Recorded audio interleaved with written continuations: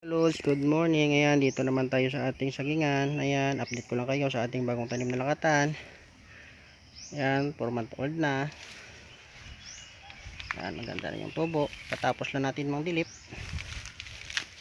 Ayan, napansin ninyo, inipon natin yung may mga tama na sigatuka para ma-expose yan sa init. Ayan, kailangan natin magdilip para maging malinis yung ating saging. Ayan. Oh, berde na berde yung dahon.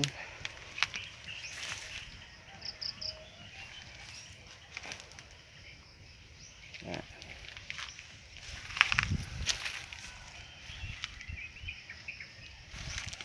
Ayan, maganda na yung tubo ng ating saging.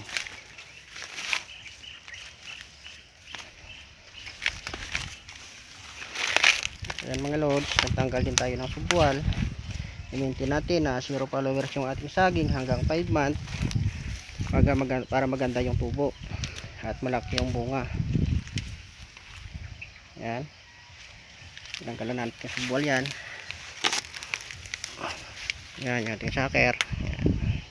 Hindi tayo mahinayang sa sucker na sa pagtanggal kasi para malaki yung bunga nating saging. Ayan, susubwal naman ulit yan eh. Ayan. Yan yung ating 4 month old na lakatan. Ayan, hanggang doon yan sa baba.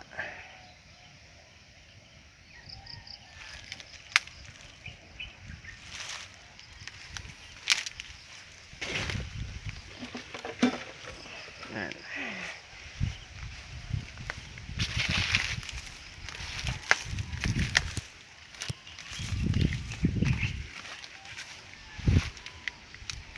Ayan mga lods.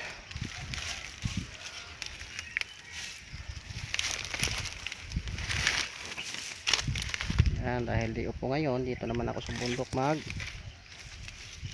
trabaho para maglinis sa sagingan. Ayan. Ayan, katapos ko lang yan ng pag-spray ng herbicide. Ayan, nag-spray tayo ng isang araw. Ayan, nag-yellow na yung kwan. Naninilaw na yung mga damo. Ayan.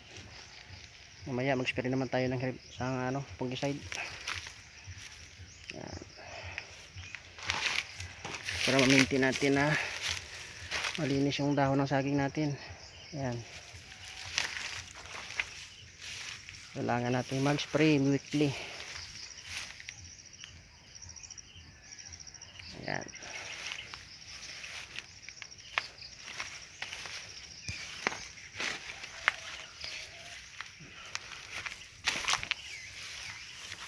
Ayan mga lods, thank you for watching. Bye bye.